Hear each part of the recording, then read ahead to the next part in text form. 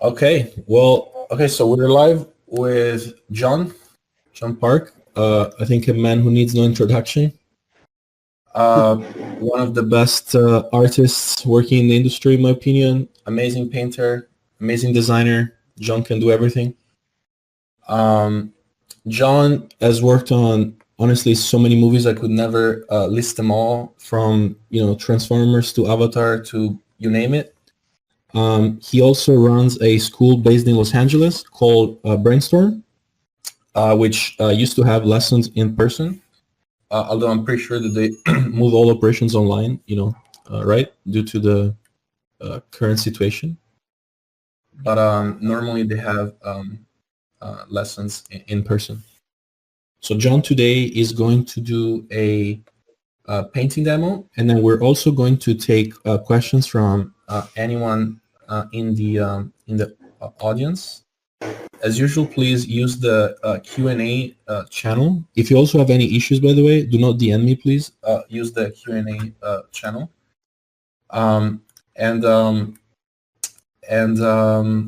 We're going to be actually taking questions while John is painting, not at the end. So please feel free to sort of start typing right away. We're going to give John a little bit of just a couple of minutes to warm up and start his painting. And then I'm gonna start reading all of the questions that you guys have for John, so you can just start to type away. With that said, I'll thanks again, John, for doing this, and it's to you now. Oh, thank you so much. Thanks for the awesome introduction. Thanks for joining me today at this live stream. Thanks, Gav, and everyone else, CG Core, for inviting me. This is so awesome. I'm not too familiar with Discord. I'm getting a little bit more familiar, and I absolutely love this platform. The more I use it, so hopefully, I could do more of these in the future. What I have planned for you guys is I wanted to kind of give you a little insight in terms of how I do a lot of my personal paintings. And I'll just kind of run through an example here of an image that I did. This right here was a study, and I am a really big sucker for studies. I love kind of warming up and starting my day, just doing these warm-ups here, and it's a great way to kind of start your creative day without necessarily having to go 0 to 100 miles per hour. And so I want to kind of show you guys how I approach this image here. I basically work in a very formulaic fashion, especially with these types of paintings. And I start off with a very graphic approach. It almost looks kind of, it looks very abstract. And I think this is something that is, at this phase, it only really makes sense to me because of how I'm blocking out the volumes. But I generally block everything out in terms of like light, medium, darks, and it's just a graphic silhouette. Let me turn this thing off here. And then what I do is I start to kind of build upon the graphic breakups here, and I start going into a much more internal, I guess, like graphic design on the shapes here, and that's kind of where it goes into this phase. I'll go exactly over all of these steps in the actual demo today, but I just want to give you guys a little bit of a preview of what I'm going to be covering today. Once you establish a really nice black and white graphic painting, like this is a great way to establish whether or not your painting reads, just in terms of value, and also a great way to double check if your lighting and all your edges and all that fancy brushstroke stuff looks good.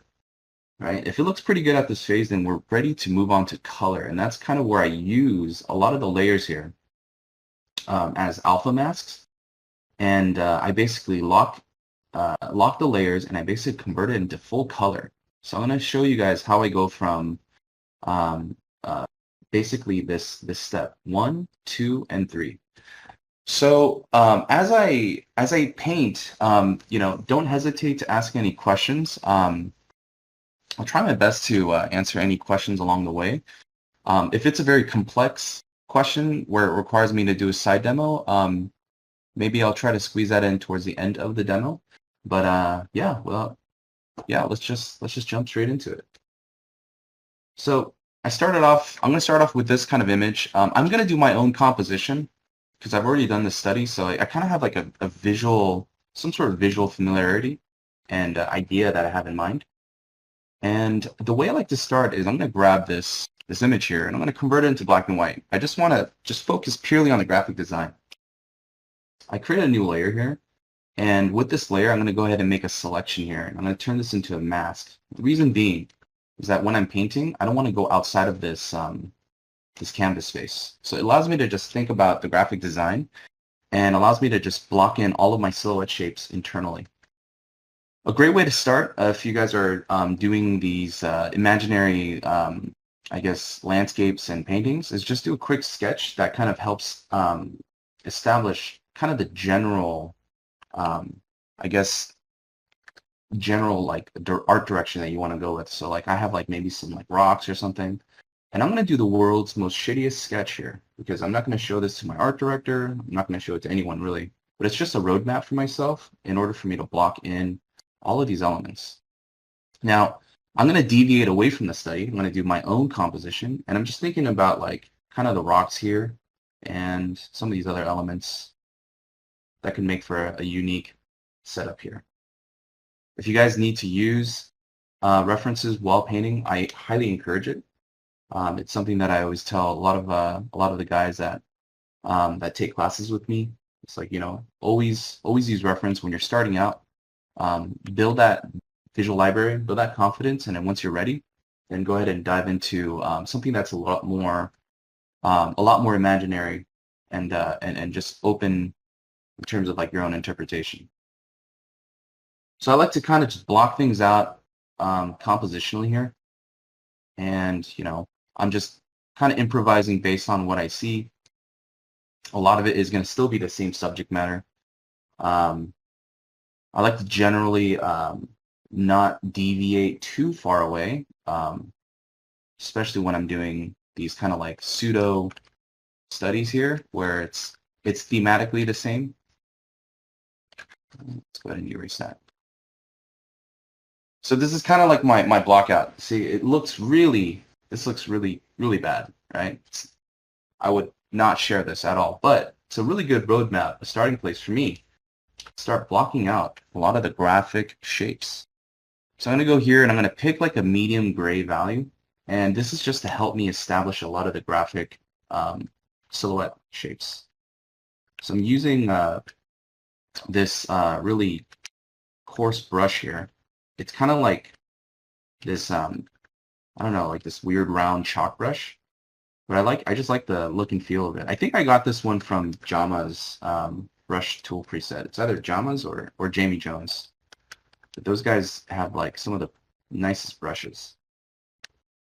So I'm using this to kind of block out just my shapes. And again, this line, this sketch here, it's going to act as like my roadmap.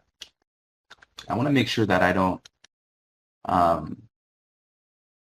that I try to stay pretty relatively close to this drawing here, so that, you know, I'm not deviating away from what I planned out.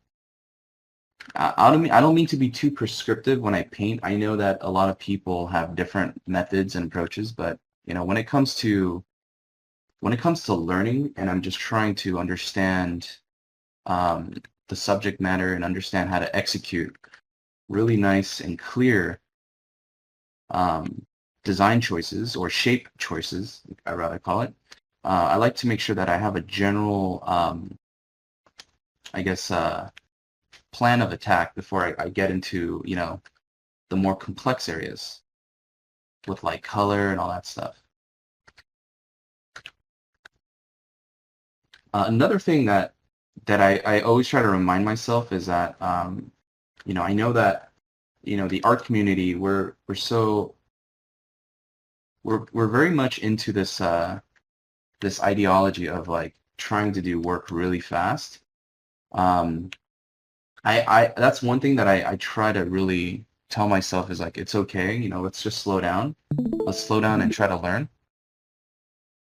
And so that's something that I try to remind myself in order to just execute, you know, the best image that I can for myself. I do allocate about, you know, roughly an hour to 2 hours to do like personal sketches for myself. But if I have more time, I'd love to, you know, put in like 3-4 hours, you know, to do these types of like studies or paintings. So let's go ahead and block all this stuff out. This is kind of like what I'm thinking in the back could be like more additional rocks and all sorts of stuff, activity that's happening here. I'm thinking like it'd be cool to have this like waterfall continue on, like echoing a lot of what's already in the reference here. And I'm thinking graphically, I'm thinking about just kind of the light and dark shapes.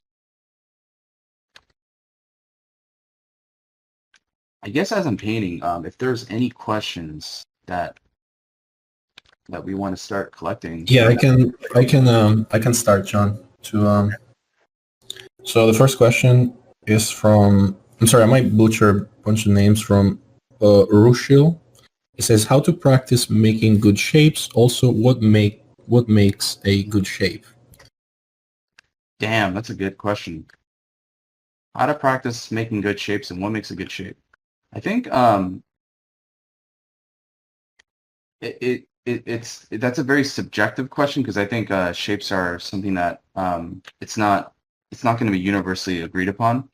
But I think one thing that makes generally good shapes is really good proportions, right? So you always want to make sure you have large, medium, small proportions. So not to deviate away from this demo, but like if we had like a birthday cake here, you always want to make sure that there's this this kind of range where you have large, medium, and small. And this is really going to help make sure that you have kind of that dynamism and that balance. And so if you have like a large shape here, if you have a repetitive large shape, what happens is that it starts to get really monotonous. It starts to get very predictable and samey, right?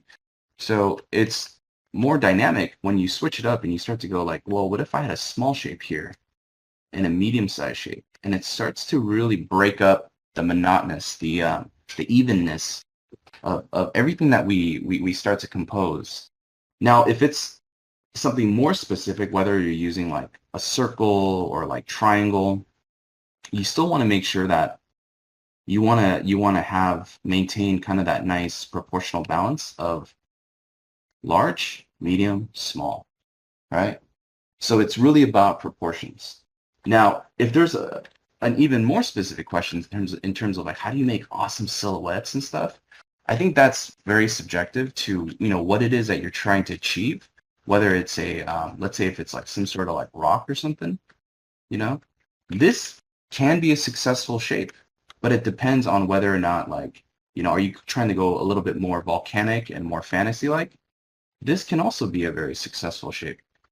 But as you start to compose everything in a scene, you want to make sure that it has kind of the balance of like large, medium, small, right? And that's what's always going to create this nice kind of balance and dynamics of like of the shape. So I hope that answers that question. It's a very good question. It's also a really tough question because there's not one specific answer to that. I think the one thing that I did to get better at, you know, my shape sensibility is actually doing a lot of studies of a lot of different subject matter. And so it helped me to kind of really broaden my own visual library so that, you know, I'm not always used to painting the same things. That's a great answer. One more question from Tensor Sensei is asking, can you talk a bit about brush economy? So brush economy, from what I understand, and again, I'm going to give you guys my subjective answer because I'm not a traditional painter. If you ask me to pick up if you ask me to pick up like an actual brush and mix colors, I'm probably going to give you some kindergarten crayon looking piece of artwork. I'm like the worst at it. But in terms of what I understand in a digital sense is that brush economy is all about the frequency of detail. So it's almost like if you have an image, let's say there's an image of a table, and let's say there's like, I don't know, like an apple or something. And let's say you take a photograph of this, there's a very clear focal point, and that focal point is going to focus in on the subject matter, which is the apple, right? So that's a focal point. Anything that's outside of the focal point starts to lose definition. It starts to lose that clarity. So the way I like to think about it is this. As I'm painting, anything that's outside of my focal point, my brush strokes are going to be really broad. So broad brush strokes outside of focal points. As it starts to get closer to the focal point, my brush strokes start to get more specific, more detailed, right? Because I'm getting closer to the focus. And as you get right onto the target, onto the subject matter, I'm going to have the most amount of brush strokes. So what does this represent? This represents the use of creating a very economical way of preserving and controlling your details, right? In a way that, anything that's not really in the focus, you are allowed to go very loose. You're allowed to go very expressive and just kind of do broad stroke ideas. But as you start to get closer to your subject, which is, say, in the center, you want to preserve all of that energy, all of that, those brush strokes into this area, this central area. And what that's going to do, it's going to create a natural focal point. It's going to create a natural brush economy in which it's going to make your painting not look so, it's not going to make it look so focused everywhere, right? And that's what economy really, to my understanding, that's what brush economy serves. So hopefully that was, and I do apologize if my answers are like hella robotic, but if it sounds like way too like textbook, but I want to make sure that, I don't give too much of an open, like loose answer here. I think you're answering to everything perfectly. Okay, one more question from Nova.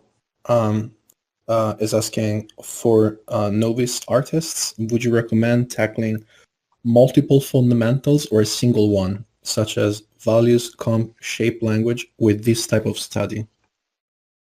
Oh man, that's another good question. I would recommend, if I was starting over again, there's so much crap out there that you got to focus on, especially as a beginner. I would focus on just getting really good at like one or two fundamental practices. Like, for example, if you're focusing on like perspective, just get really good at perspective. So that way you don't have to worry about it later on. If you're focusing on like lighting and value, just focus only on that. Mainly because it's kind of like, the way I like to think about fundamentals, it's like learning how to play an instrument. Anytime you start picking up a brand new, like if you're learning environments and you're learning composition, to me that's like learning how to play one specific instrument. When you start to play, when you start to learn like things like character design or other foundation related things, it's kind of like picking up another type of instrument. So my recommendation is get really good at one instrument, understand the principles and the philosophy behind that, get really familiar before you hop onto the next thing. It's a lot easier.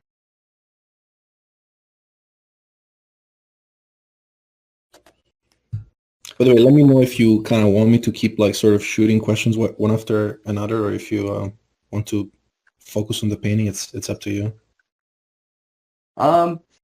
Yeah, I guess I can just, whatever questions pop in.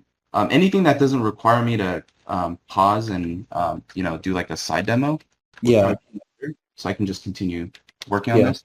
Sure. Yeah. So one more question from Alex Sky. He's asking, what is the minimum set of works that should be present in the portfolio of a concept designer that wants to work for films? The minimum set of works, I would say, I don't know if there's like a number, a number, like a specific number of pieces. Um, I know that a lot of other artists have different opinions about that, but for me, I think what helps you know, get a really good shot in terms of working in film is showing your range, your thematic range. And what I mean by that is like, let's say you are working, let's say your portfolio has predominantly like sci-fi stuff. It's probably good to not do more sci-fi related pieces.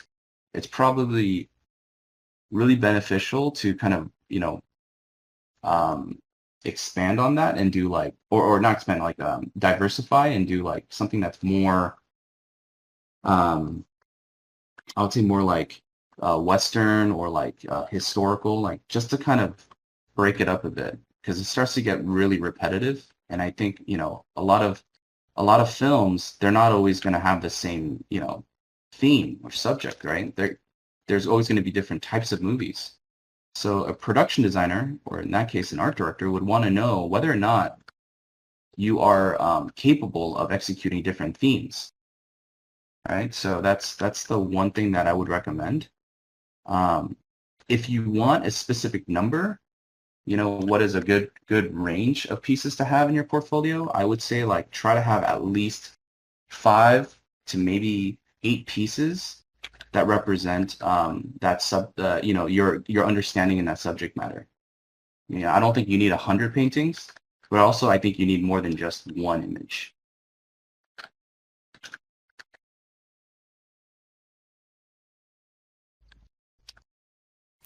Awesome. One more question from Peter. I'm sorry, I'm just gonna say Peter. Can you point out some examples of shapes, proportions, leading lines, or other design ideas that you're working towards in specific composition? Are you conscious of this, or is it mostly intuition? It is intuition because of the studies I'm doing. I would say there is a lot of other resources and books out there that do a better job of really formalizing that. But again, I'm always thinking about kind of the general ratio of where my highest detail is here. This is going to be my focal point. Anything outside of this area is going to get less attention in terms of shape and also in terms of like breakup, right? So I'm going to have the most amount of highest amount of frequency. And when I look at my photo, it does the same thing too. Like this has a lot of information here. So that's kind of what I want to try to represent the image to reflect a lot of those same like visual principles here.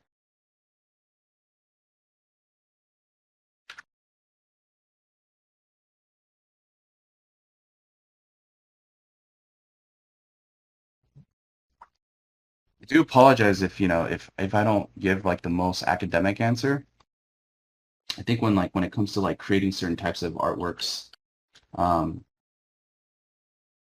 like my choices in terms of why did I put this stick here is purely intuitive. I'm just kind of like testing it out. I'm like, oh, it might look cool, you know? Does it help break it up in an interesting way? Possibly. Does it, if I add this here, what does it really do to my composition? Well, it actually acts as a framing device that might focus, that might put a lot of attention and focus there. And you guys can see like how long I'm spending on this phase, right? It seems really like overkill. Like a lot of people might be like, dang, dude, get on with the next part.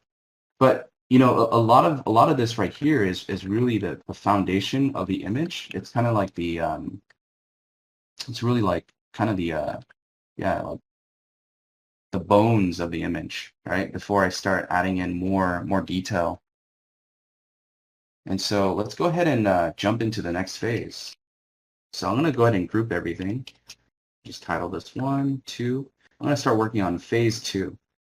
For phase two, I have everything separated here. And what I want to do is I want to go ahead and create a layer, clipping layer. And I'm going to start painting inside each of these elements. I want to start thinking about just kind of like the lights and darks. And there's a lot of really nice details here in my reference, and I'm going to reference that. And I just want to think pure graphic design. I'm thinking about everything in terms of like light and dark.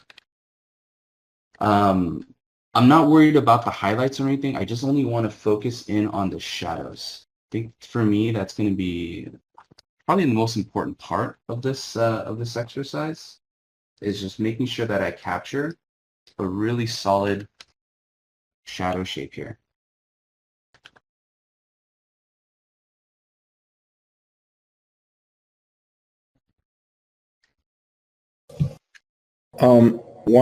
One other question from Riddle. It says, what are some common mistakes you see when people emulate these sort of studies? I think the most common mistake that I see is biting off more than you can chew is one. You know, like I see a lot of students who will try to do the most complicated image. That's never a really good place to start. And I understand why, because it's kind of like, you know, there's this natural thought process of like, well, if I do the most complex thing, I'm gonna learn the most out of it. It's actually not true. If you kind of slow down and you do something really simple, you'll actually learn a lot more, even though it's a much more simpler image. I know it sounds it sounds kind of like counterproductive, or it sounds really weird to say that, but you actually learn the most when you keep your studies really simple. So that's one major mistake that I see in some student work. You know, when they try to approach or do like studies, you know.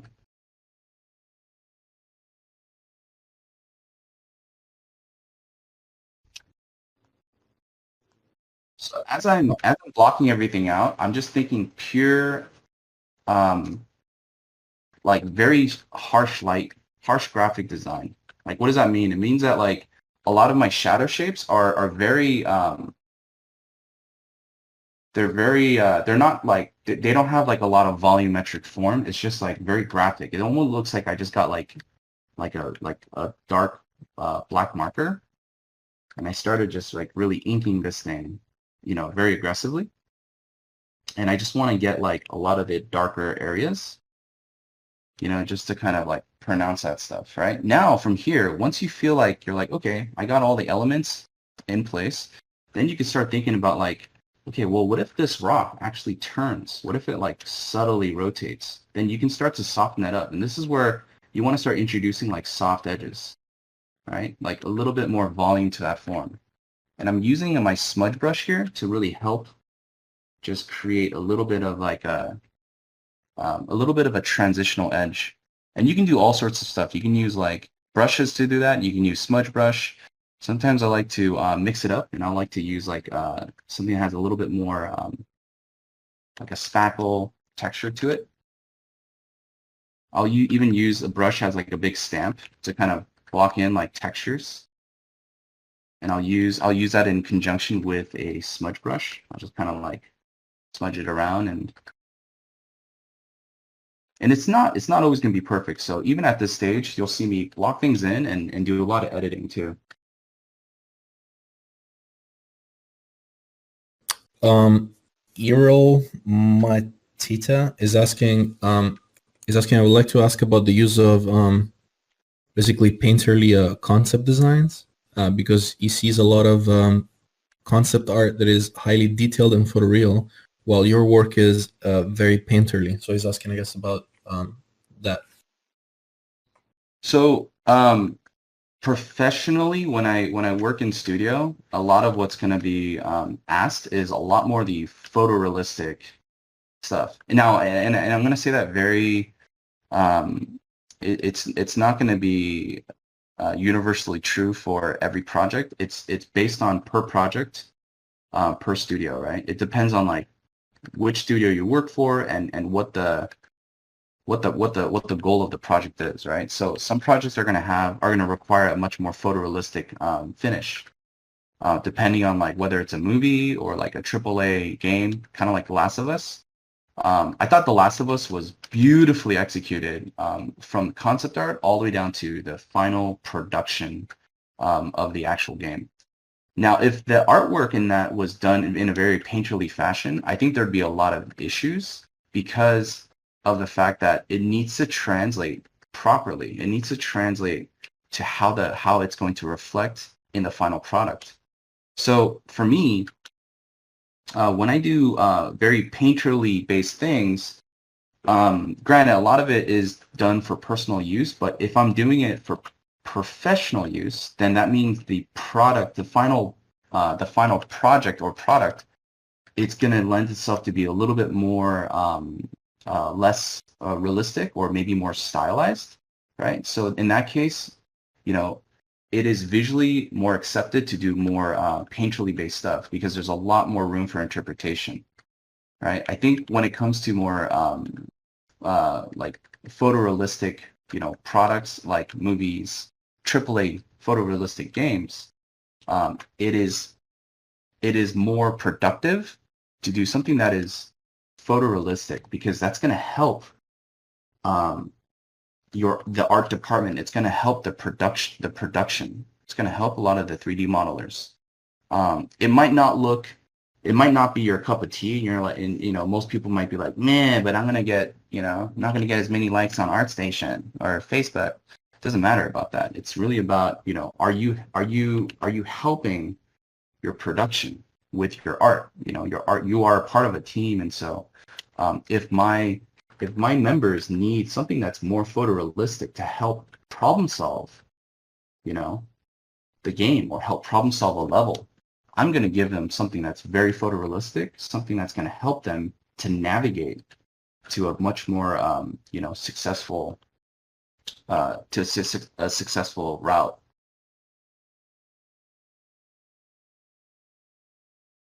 Sorry, that was like a long-winded answer. Oh, that was a great answer. One more question from Rochelle. Where do you find these really good references that are not processed? I guess talking about the picture. Oh, this stuff? Oh man, Google. Such a shit answer. Sorry. Where do you Google? Honestly, like I'll find something on Pinterest and then I'll basically do a like a reverse search, and I found a ton that I've like collected over the past couple months. And sometimes I'll find like a photograph, you know, from like, I don't know, like my friends like Facebook, you know, feed. I'm like, oh, that's cool. And other times I'll look at stuff like this and I'll go, wow, that's cool, but maybe it's not really beautiful on all parts of the image. Maybe it's only really awesome, like maybe right here. So I'm taking a photo within a photo, right? Or referencing a composition within that area. So like something like this really helps me to, you know, curate and get like a really nice area in that photograph. So I'll do a lot of that at times if I'm not finding like the perfect image. Steven asks, how do you go about choosing a mentor? Choosing a mentor for art, right? Yes, yeah, I guess it's a mentor for art, yeah. So if I was starting off in the beginning, I would be very, very selective about who I want to go under a mentorship, and that's, you know, it's not necessarily have to do with like the school you choose. It has to do with the artist, right? So try to learn under an artist that you really admire, and also that you resonate with in terms of like, you know, the style of work, right? I think to me that's a much more honest way of picking a mentor. I think I say, like, you know, when you're picking a mentor, like try not to, like, if they're more than just a teacher, they're really kind of like an art coach and a life coach for you. They're gonna really help you with all aspects, especially if they are a very true mentor. I think when it comes to like taking classes, I think you can just take classes from anyone because it's just about information, right? It's about just like leveling up and learning a certain trade or certain skill. But a mentor is like, it's a lot more personal. It's like, you want to make sure that, you are under the guidance of someone that you really respect, and that, a lot of the philosophies kind of align, like your own personal values and stuff, and art values and taste. And so, like, for example, like if you want to learn how to paint like Craig Mullins and you're like, yes, I want to be like that guy, go mentor under him, like I would do it in a heartbeat. Mainly because what I strive for is more aesthetically in line with what he does professionally, right? So I would basically pick mentors like that. And that's kind of the way I would go about it if I were to do it all over again.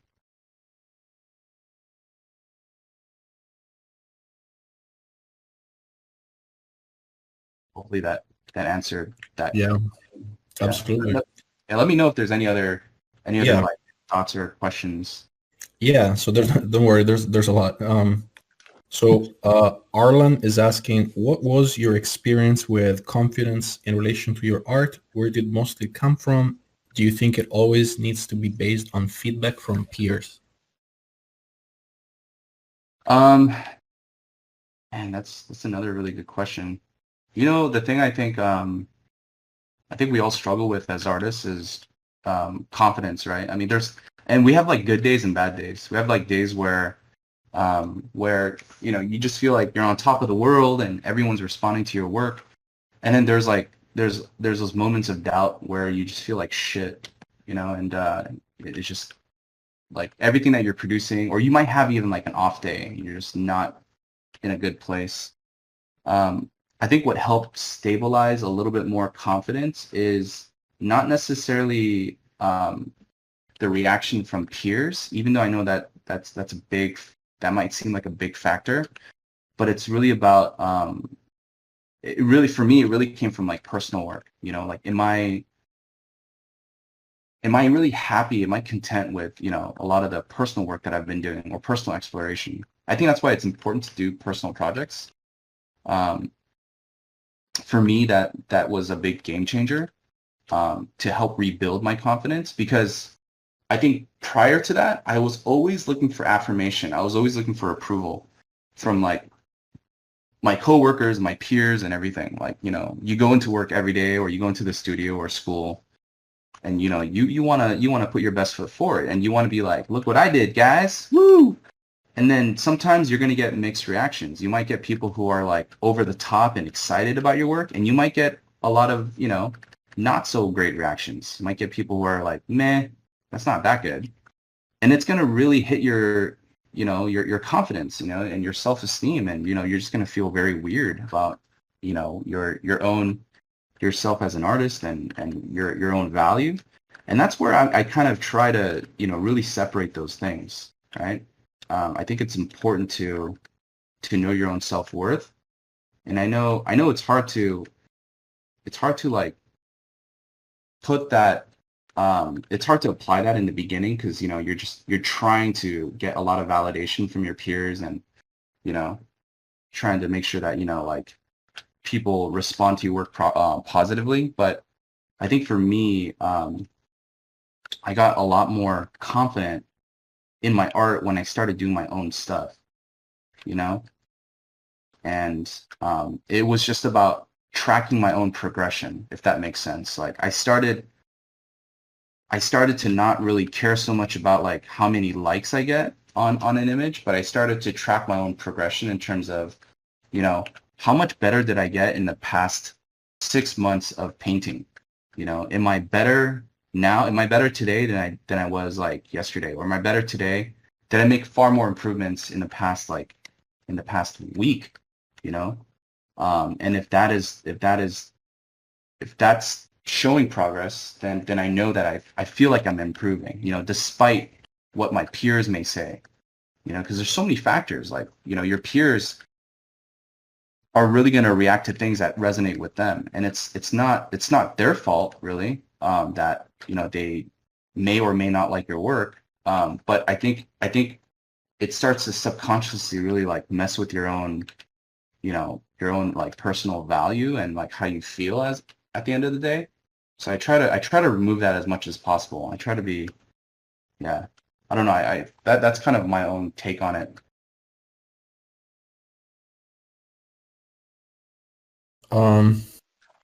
So yeah, no, you're giving great answers. Don't worry, dude. Um, so okay, let me see. Okay, one question from Megan. Okay, so it says, I've always struggled with striking a balance between using original ideas and sticking to historical slash technological accuracy, etc., while designing. It feels like I constantly overdo either, which really weakens my designs and make them less memorable. How would you suggest overcoming this issue?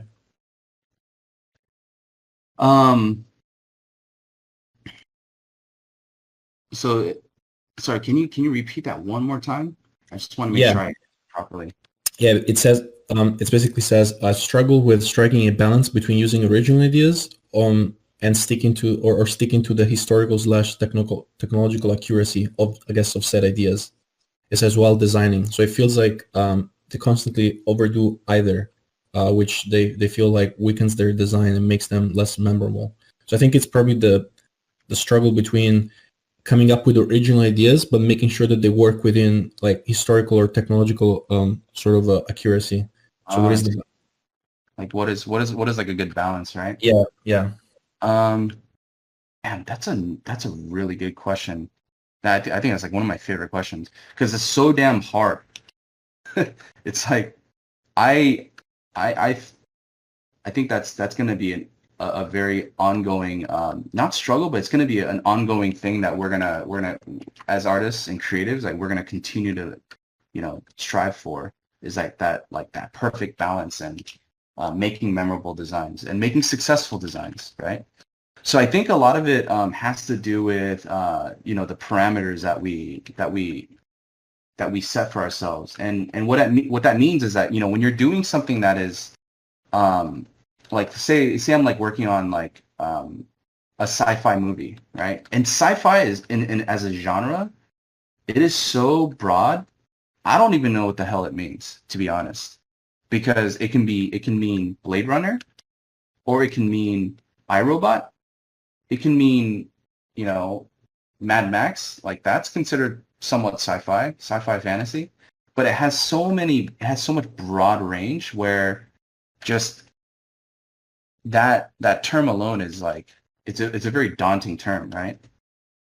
And so like the one thing that I try to really think about in terms of, one, making a very memorable design, but two, making it so that it's not so intimidating and scary, is that start off with something that has very strict parameters, right? So for example, if you are designing something, if you're working on a project, it might be a lot easier and a lot more successful to work on something.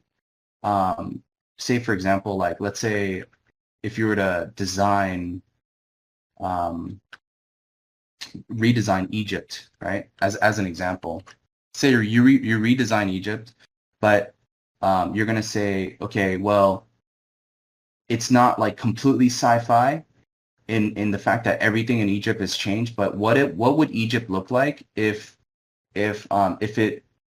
people started to build on top of the existing pyramids, right? And you need to see at least 70% of the original Egyptian ruins and architecture, but 30% can be something that's more modern or slightly more futuristic, right? And what does that mean? It means new construction. It means roads. It means areas where you can have a little bit more greenery and like gardens and stuff that makes it feel more lived in, right? So I would kind of start there and then slowly build up from that point on. And that's kind of the way I like to approach, sci-fi or fantasy design, especially if it's like if the subject matter seems really daunting, stick with something that, or start off with something that feels less abstract. Try to like slowly work your way up. It's like doing a warm up, right? So, or like if you're running or something, like you don't want to just set yourself with a goal of like running 20 miles. Like, let's build it up. Let's run 1 mile and just see how it goes, right? So that's the same kind of like mental philosophy where I like to think, let's go ahead and start off with just a little bit more of a simple concept, and then alter it slightly, right? And then based on that, you want to make sure that if Egyptian is your theme, um, you know that it's already iconic because of the location. The question is, how do you build upon that, and how do you make it so that it really feels narratively interesting, right? And that's kind of where I would say, like, think about it in terms of gradually introducing like a new idea on top of something that we all understand and know. Awesome. Um, One question from Ian. It says related to the edges variation. Can you talk a bit about edges? Do you have a minimum number of steps from soft edges to hard edges? With edges, generally, I mean, a lot of my stuff tends to look very like paper cutout at first. But what I like to do, and I kind of like to, like, I'll start to break up edges around this space, but my understanding of edges is it not only helps to promote a focal point, but it acts as a portal. And this is my good friend King Lee talked about this. He talked about edges in terms of like, if you're starting off here in the canvas, how can your eye move around the visual, or how can your eye move around this space in a way where it feels like it can enter and exit these areas just only using edges? Well, when I look at this, if my eye is starting off here, and this line is purely abstract, by the way. It doesn't have to even be this. It can be any random ass shape. But what I like to do is I like to introduce this concept and create little portals or openings for these forced, lost, and found edges. So like here, I may create a lost edge because I want my eye to be able to enter and exit here, right? Go out, enter, and maybe enter onto this log, and then maybe exit somewhere out here. Maybe enters over here, exits out here, goes over here, maybe enters and exits out here, right? So it's really, I really see edges as kind of a way, as a visual portal for the viewer to kind of navigate the picture plane in a way where it doesn't feel so static and stiff, right? That's one way of understanding edges. There's another way of understanding edges, which is a lot more traditional and closer to a traditional painting principle, which is it's about values, right? You create edges based on value relationships. So that's kind of where, if you have, say, an area where, let me turn this off. If you have an area where it's like sharing a similar value, say back here, you're going to probably get a natural edge. Like, let's say up here, you're going to get a natural edge because of the value relationships are so close together, right? That's another way of thinking about edges.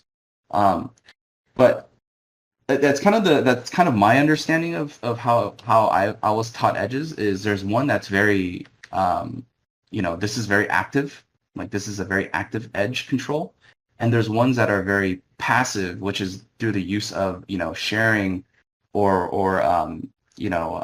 grouping certain values together, and you're gonna get this natural lost edge, right? Especially like on this rock, you see how there's the same values here. That is considered a natural lost edge because of the value relationship that it shares. So that's my really crappy explanation of edges.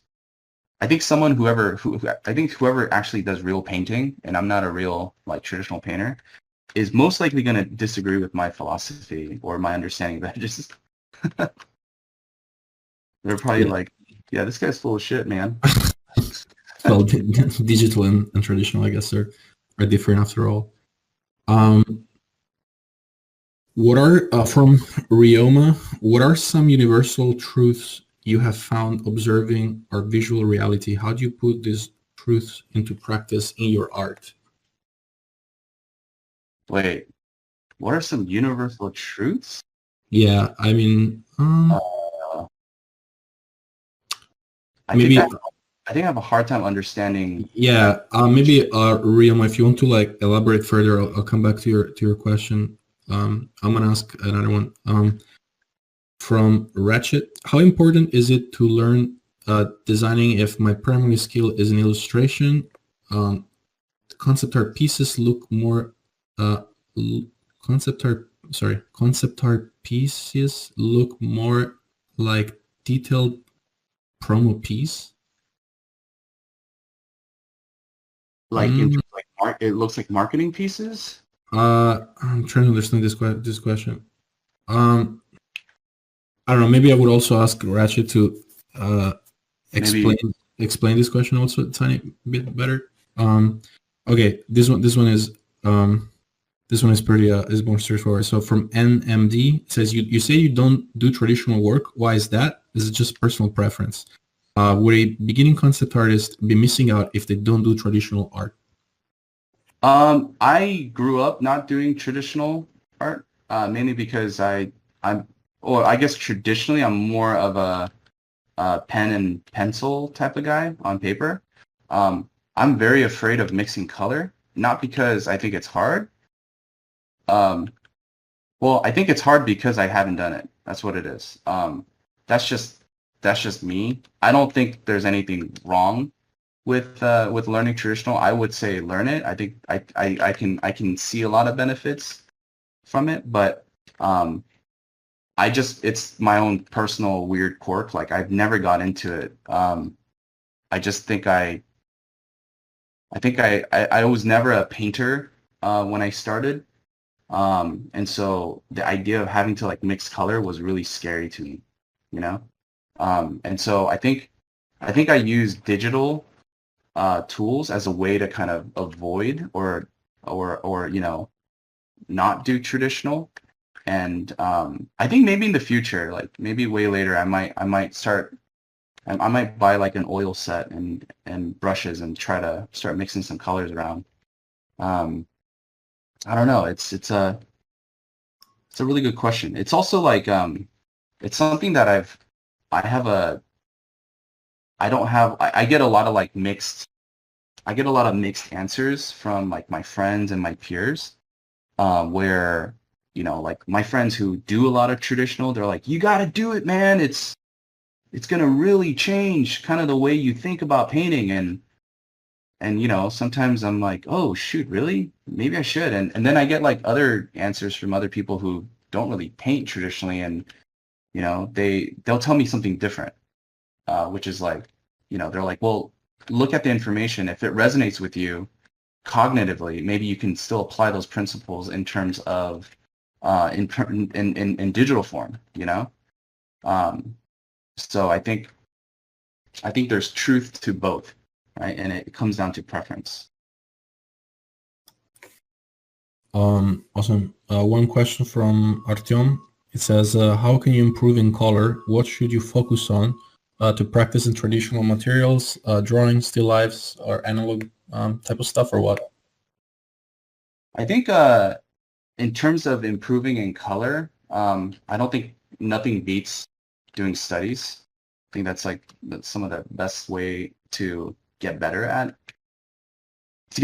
color is by understanding is by building that visual library, right? So that's to me that's my personal preference on that. Um, I think that you know like there's a lot of other books out there too that will be that's like really great resource for understanding color as well. So I would definitely look at like James Gurney, Color and Light. It's a great book on that. But I guess in terms of like the second part to that question, which is practicing, you know, traditional drawings and stuff. I think I think drawing from life, you know, doing stuff like that, it does help. It's like whatever helps build visual library, right? So if you're drawing on your tablet, that's fine. If you're drawing on, you know, in your sketchbook, you know, like anything that's going to help continue to enrich your visual library is really going to be the goal. It's kind of like it's going to be the most nutritious thing that you can do for yourself as an artist. So that's kind of what I recommend. Nice. From Red, what is your approach for placing a character when painting a landscape? I think it's all about story. It's all about like, you know, providing some sort of narrative and context. I know sometimes it just feels like random. It's like, well, let's paint a character. You know, I've been doing like these like monk paintings or just painting with like the stick man. So sometimes if it's like far away, then you just want to make sure you're striking a good balance. But it's about story at the end of the day, right? So if you like put a character here, you know like, oh, the guy is sitting right on top of that log, and you want to place them in a way that helps serve your focal point, right? So if your focal point's here, but if you're placing your character like over here, that's not really helping because your focal point's here. So now you're like, wait, why is there a character over here? We should keep it where it's within the focal point. If the focal point's within this general area, then I would try to put a character that is in that general vicinity.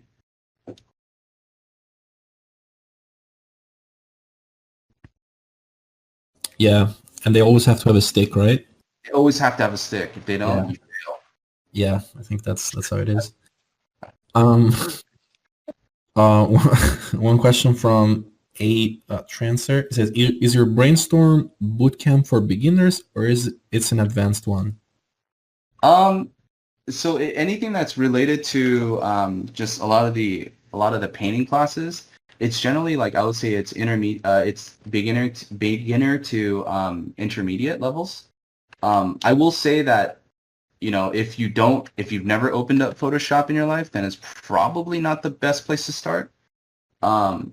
I would recommend maybe like a much more introductory to like a Photoshop painting class, but it's a really great place to start if you want to, you know, if you want to kind of dive into a really light painting class and not have to spend like a whole ton of money.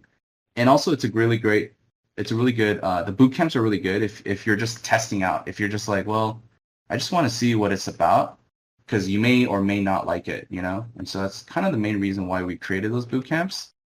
Because, you know, there's a lot of people who, you know, like if you're signed up for an 8 to 10 week course, if you love it, that's great. But if you don't like it, then it's kind of a waste of time and money. So I think that the boot camps really kind of help avoid those kind of like traps, right?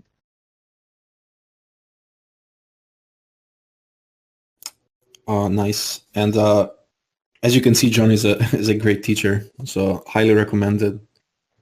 Yeah, Um, dude. Garbage. yeah, sure. There's a lot of really great teachers, you know, from like, I mean, I talked about this in a podcast a couple weeks ago with my friends, and like, there's so much great stuff out there. Like, I would honestly start off with like Gumroads, you know, like see what you guys like. First off, like make sure you like the art style, and maybe, you know, the way they teach, and make sure that it resonates with you. I think that's a good place to kind of start off and plan. And then kind of follow, you know, maybe where they teach. You know, they might teach at certain institutions, or they might run like a private class or a mentorship, and then kind of go from there.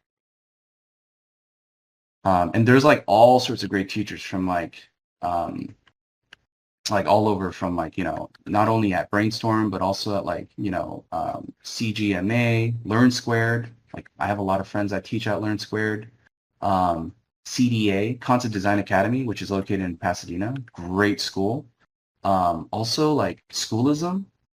Like, man, there's so many great teachers. And the thing is like, that's kind of where I would recommend for anyone who's looking for a great education, look at the teachers.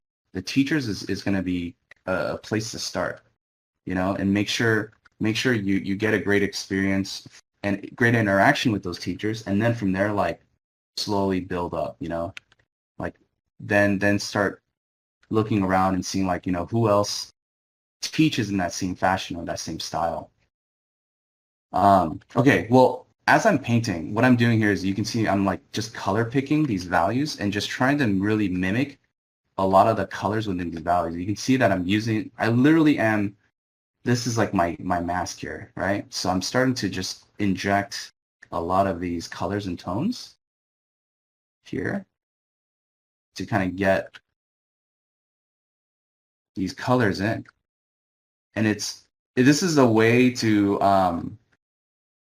quote unquote colorize your work without having to use like an overlay layer. You're literally redoing all of the values, like, or using the value structure you have in here, and you're basically injecting the colors inside.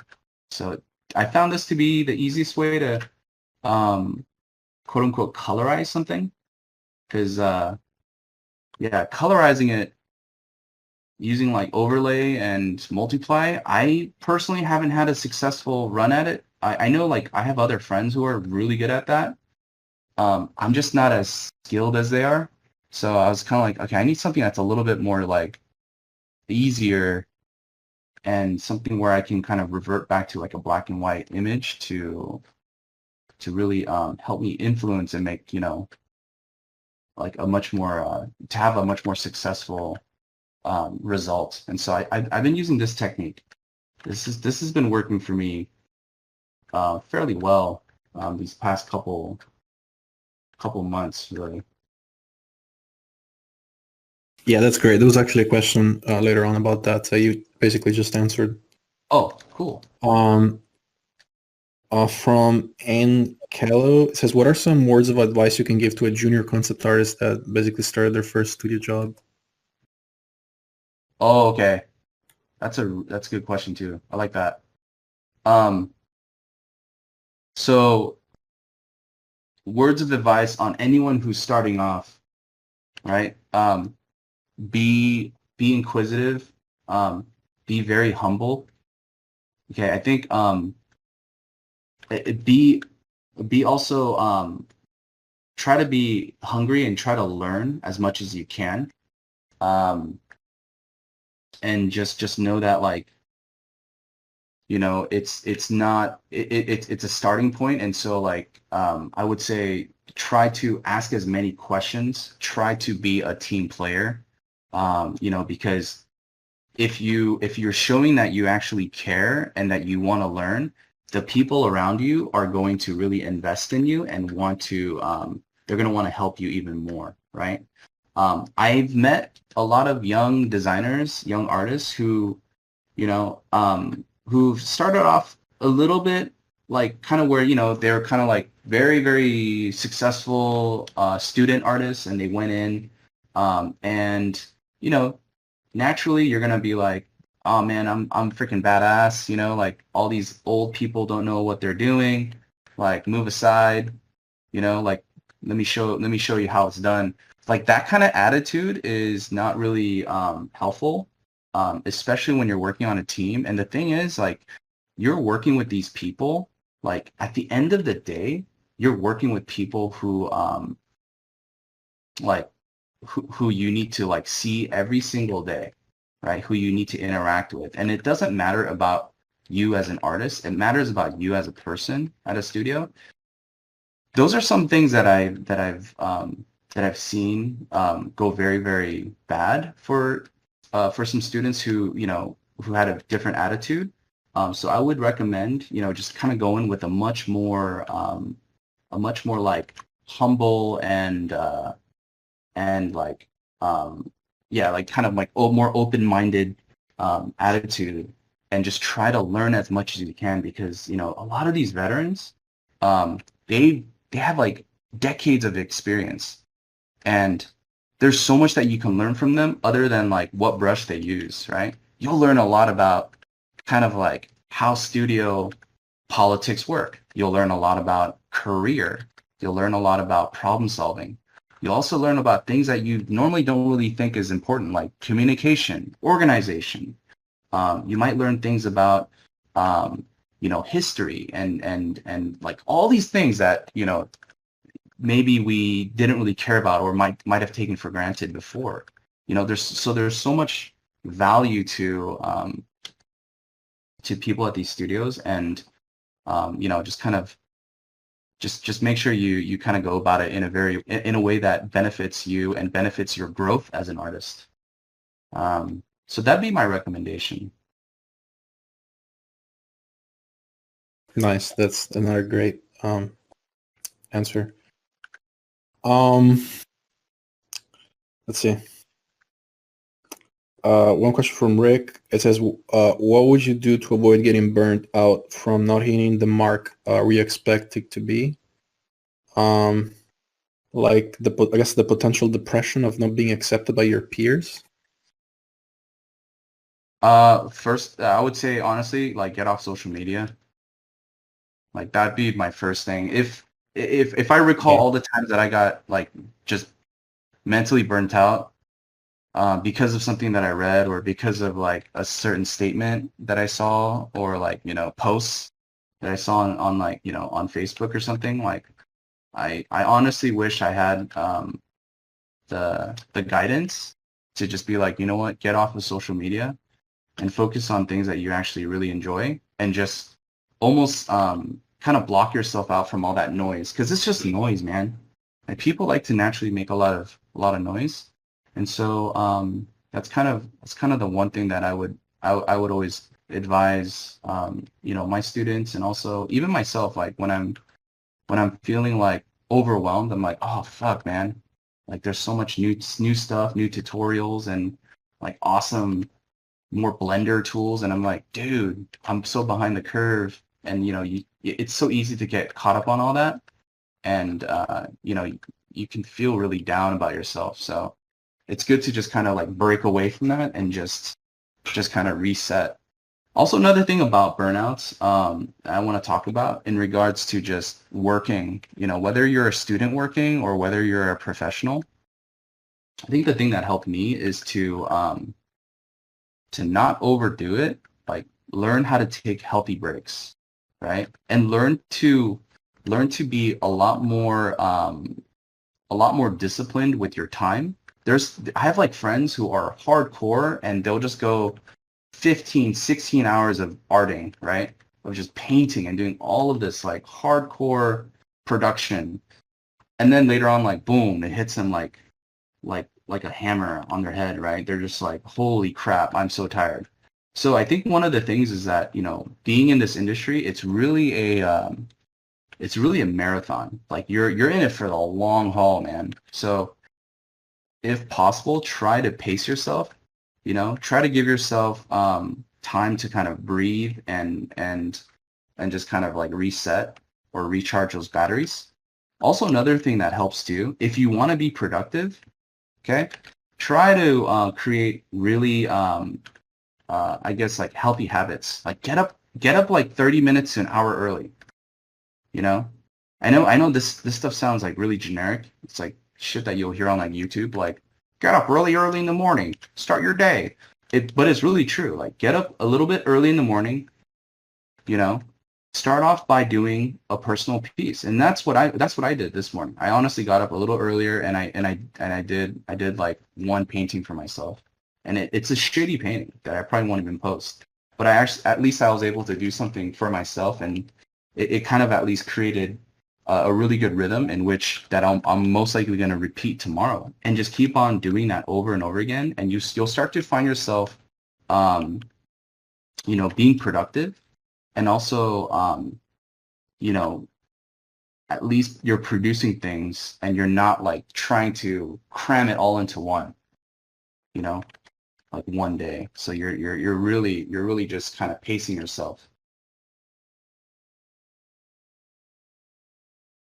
That's another great answer, and I definitely agree that if you feel actually depressed, definitely get off social media and talk to real people. Yeah, social media it's like really awesome, and it's also really shitty. Yeah, totally. From Dan, this it says, when do you call something finished? Like, how do you call something finished? That's a good question. I think that I always have like a visual art bar, because I think as artists we all can noodle and render something to death, right? So I usually have a visual bar where I'll pull up an image or a painting that I like. You know, 99% of the time it's not my own image, and I'll just go, I want to hit that mark, right?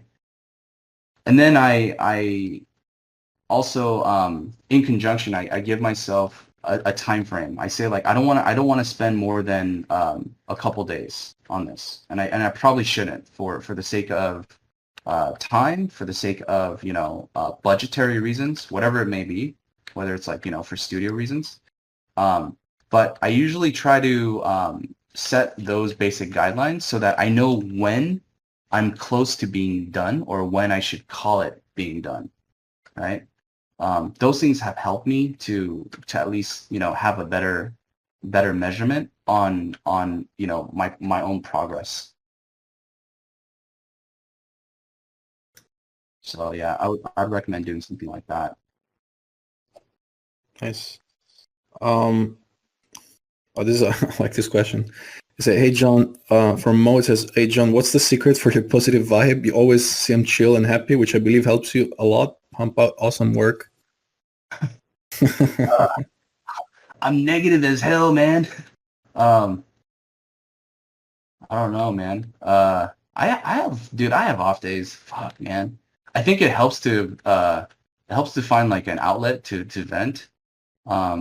Gab knows this. Like I play games. Like if I'm just like, man, I'm all pent up and I feel like shit, I'll just I'll take a moment and I'll do something that's not art related. Because sometimes art pisses me off, man.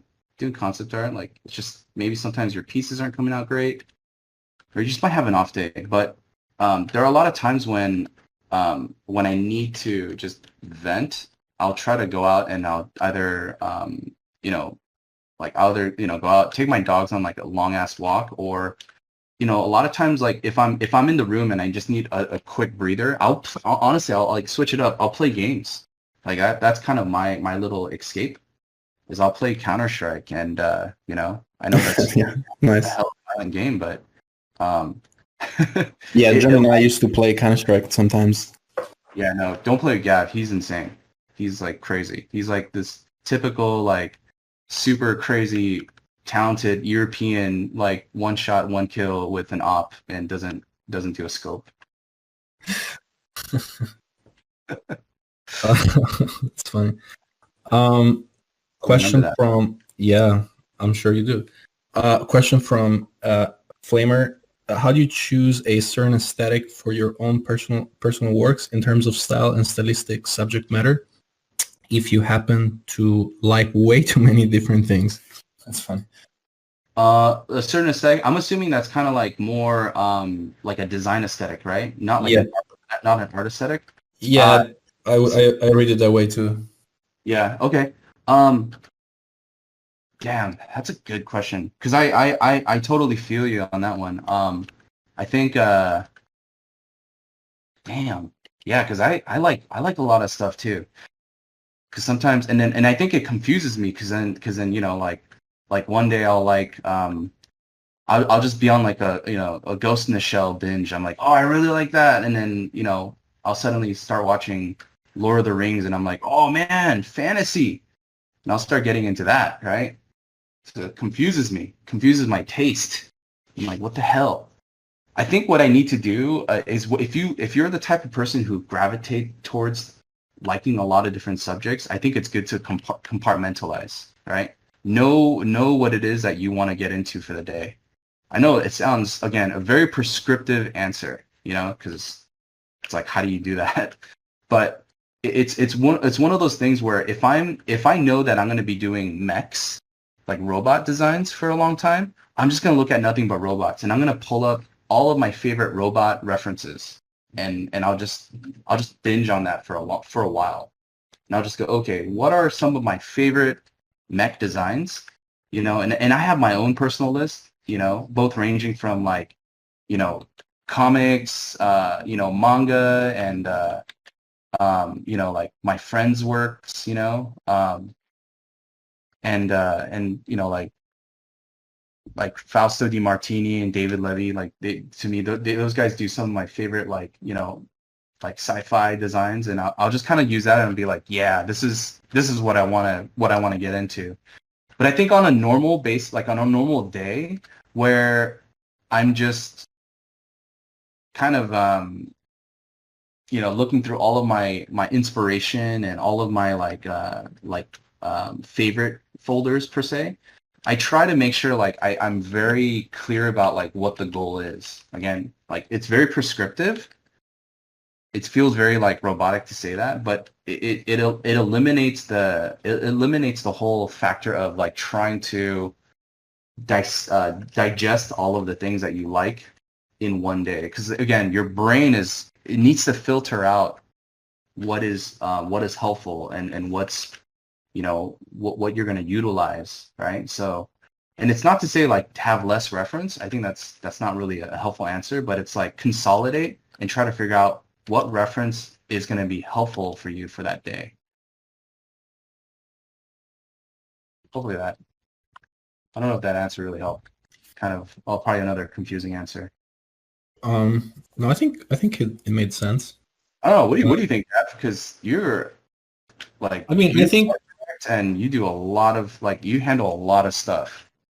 I think that, like actually something I mentioned last time when Anis was a guest here too, is that in my opinion, you like the way it works, at least it worked for me, and I think for a lot of people as well, is that you tend to first sort of copy or like sort of try to reproduce the style of someone you like, right? Yeah. So I personally, like, I remember that, like you remember when we were at Art Center and like I was telling again this last time too that everyone's kind of trying to copy Scott, right? Yeah. And I think it's fine to sort of copy someone you like in terms of style, design, or artistic choices, because it means that they resonate with you. And the more and more you copy the person, the more you understand what makes them good, and the more better you get in general yourself. I think eventually you sort of naturally evolve into your own style. Eventually, it's just something that I don't think you can force. I don't think it's something that you'd say like, oh, I want to be like this designer, and then like you sort of become that. I think you sort of copy the person, and then by copying other people, you understand what makes them good, right? In a way, sort of like, I guess in illustration, when you do studies, like you paint so much, and then you can paint anything because you have so much, muscle memory and visual library in your head. And right.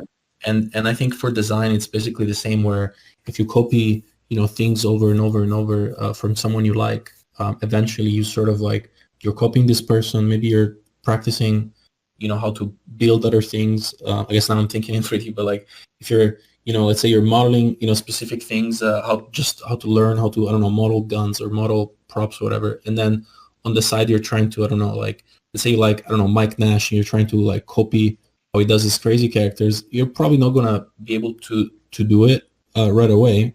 But if you keep copying and copying and copying, eventually, even if your style starts to kind of like you're starting to copy him, look like him, eventually in the longer run, I think you develop your own style, if it makes sense. I think it's something that I don't think people should be stressed about, especially if they're sort of, learning or starting. I think it sort of naturally evolves over time.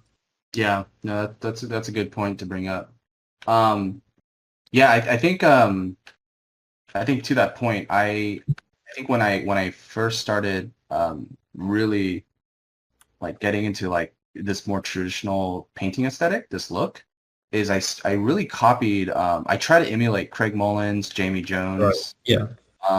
And I started actually looking even more at like traditional artists like Richard Schmid, who I found to be, just a breath of fresh air in terms of like, because it's not digital, and it forced me to like think, how can I use digital tools to emulate that kind of traditional look? And I think because I did it so much, it kind of it gets kind of locked into your memory bank, and you start to refer to a lot of the things that you studied. And it does, and you're right, Gab, it actually does become a part of your style, because that's what's in your brain. Yeah. And then it evolves. I mean, now you have like, when I look at these paintings you post, I know that you made them exactly as you said. Like you start sort of like emulating someone, and then you sort of take from them, and then eventually kind of forges your own style throughout the time. Maybe the first painting like this you ever did was like way closer, maybe to say Jamie or Craig, right? But over time, you know. So I think it's normal. I think that it's normal for everyone to try to copy masters after all. Yeah, that's true. Um, That's a good point though. Like, yeah, I think starting off with like copying artwork that you really admire and like, and just try to get into it, and it builds kind of like a not only an appreciation, but it builds kind of like an understanding of like what it takes to get there. And then and again, like at the same time you're building that visual library, so it's pretty. yeah, you learn a lot. Absolutely. Yeah. Let's see. From Emrio, I love to hear about making decisions that stray from the reference when doing studies like this.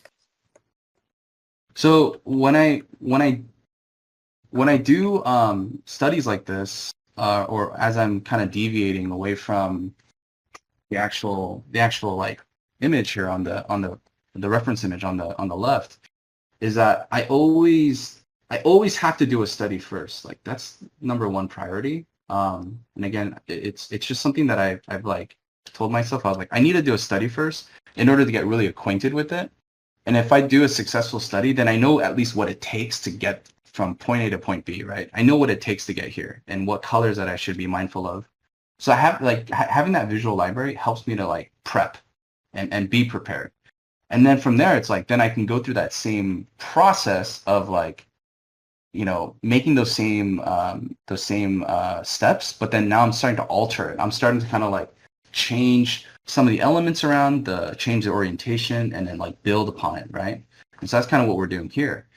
And so that's kind of the way I like to think about deviating away from from you know the original source, and you know creating my own decisions. Is I need to understand the original image by doing a study first. And then like I would say start making slight modifications to it. You know, try not to bite off more than you chew. And just like really change enough to where it feels heavily inspired by the photograph, but it's not entirely it's not an entire like perfect copy. That's kind of the way I like to approach it.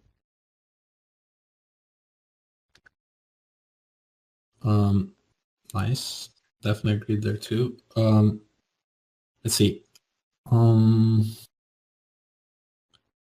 This is like a very peculiar question, but it says, just curious, how would you go about doing concept art for strategy games, like a campaign map? Oh, I have no idea. Well, yeah, I have no idea. I don't think, because I've never worked on a strategy game. Yeah, sorry, I haven't. Yeah, just being really honest. I don't know, because I've never worked for a strategy. Like I've never worked for those types of companies before. I think a lot of it has to do with just kind of like the parameters of what is needed from the art director, whether it's like illustration or whether it's like yeah, like whether it's like box art or something. But I don't know. Yeah, I apologize.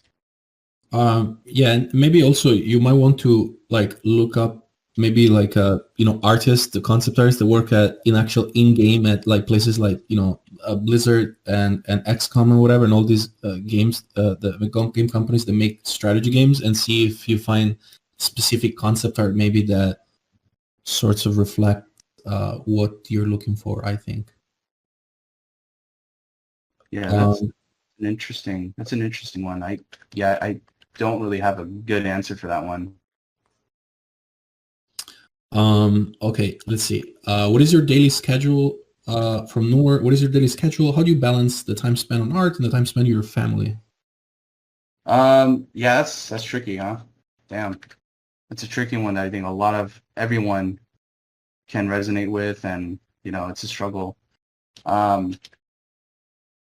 I in general, when I work, I like to carve out time, obviously not only for professional work but for personal work. So here, I'll just kind of very quickly map out like what my schedule looks like.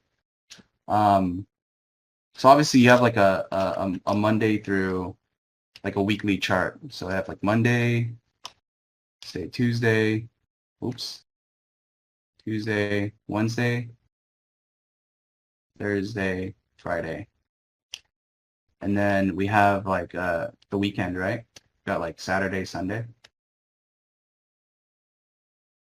So generally, like there's this whole midsection, which I'm going to generalize it for everyone, but it's either going to be work related or school related. So a lot of this stuff here, especially for the actual week, this is all like allocated to like your day, right? So this is what I got. So for me, this is allocated towards work. Oops. So my work day generally starts around like 9 a.m. and it goes to about 6 p.m., right? It's like a standard work day. But before 9 a.m., I try to get up at like 6 a.m. That gives me 3 hours to do whatever the hell I want, right? Watch YouTube videos, watch, Gumroads, practice Blender, or do personal art. So in this time frame, I utilize this to do a lot of personal stuff. Always. And most of the time, I usually do warm-up paintings in this time frame. And it's honestly kind of like where I like mentally need to wake up because I'm all groggy and I'm like, ugh. And so it allows me to kind of get into this like rhythm before my workday starts. And then the workday starts, right? It's like, boom, 9 a.m. to 6 p.m. There's like meetings and stuff, and I'm sure we're all dealing with the same stuff. There's this little sliver of time here during lunch. Since, we're all work from home, and unfortunately we can't like hang out with our coworkers and friends, I do use this time to do personal work as well. Like I'll spend like maybe 30 to 45 minutes or 30 minutes to an hour picking away at either personal work or starting a new one. So I try to utilize my lunch during that time. This is not always constant, by the way, but I do try to remind myself, hey, I do have that time frame. And now around from like 6 p.m. after that day ends, I have just a dedicated family time. Like I try not to mess with that because, I'm a family man. I have a daughter. So I usually have like from 7 to around like 10:30 when my daughter goes to sleep. I try to just dedicate this time to like family dinner and, like I try not to abuse this time with like more art because, it's unfair. It's unfair to my wife, my daughter, and like I have to keep a healthy balance. So from this period, like I don't do any art, obviously, but it's from this period. Again, we got this like extra time frame. Now I do sleep a little bit late, and sometimes, and that's gonna affect when I wake up. But I generally sleep. I will sleep around like 1 a.m. Sometimes I'll sleep around 2 a.m. If I sleep at 2 a.m., I'll wake up at 7. But if I sleep at like 1 a.m., I'll wake up at 6. So I need at least 5 hours of sleep. But in this time frame, from roughly like 11 to like 1 a.m., I get another 2 hours, right? And this is more personal time. So that's kind of the way I've been utilizing my schedule on a weekly basis. Now, on Saturday and Sunday, this is all dedicated, for me teaching. And I still do the same thing. In the morning, I get up really early, and I will do personal work. I'll probably get up a little bit later, but I'll try to squeeze in at least an hour. But I'll do personal work Saturday and Sunday. And then I run a brainstorm mentorship both Saturday, Sunday until about 2 p.m., from 9 a.m. to 2 p.m. And then the rest of this time, it's all really just for me, this is all family time. Like I try not to mess with that. But this is kind of the way I set my schedule. I do apologize. It's all like really poorly organized, but that's kind of the way I try to be consistent and create healthy habits, right? And this is what it's all about. And a lot of people think, you know, they're like, man, how's it possible? You're doing these paintings. Like, it's not possible. It is possible. You just have to carve out time. You have to actively say, I'm going to get up early to put in like, you know, 30 minutes to an hour. And then eventually that 30 minutes to an hour go up to like an hour to hour and a half, or maybe even 2 hours. And you can actually get a lot done. And what's happening here, if you look at it, within a week span, you guys, I'm allocating about 15 to 20 hours of personal development per week, you know? And so that's kind of the way I've been balancing things out. I just want to say hi. Hello, this is David. Hi, David. David Levy. How are you? Hello. So good to hear your voice, man. It's very good to see you paint. It's been such a long time. My It's God. a pleasure. Oh my God. I miss you so much. I miss you tons too. Oh my God, dude. I miss our speed painting lunches. David is the speed painting god, and I don't practice anymore. Whatever. I'm too much into 3D now. It's just in your DNA. You don't need to practice. You just have that I wish. switch. No, I always tell my students, like, I miss our speed painting and obsession, like, and Craig Mullen, like, analysis, you know, like, sessions that we used to have. Like, what brush did you use, man? I know we would do like experiments, try 500 different versions of the same brush to see if we were able to imitate 1/100th of his talents, you know. Yeah, just like one corner, and like I felt like, and you did so much like R&D. Like when you figure something out, I was like, oh my God, we're closer.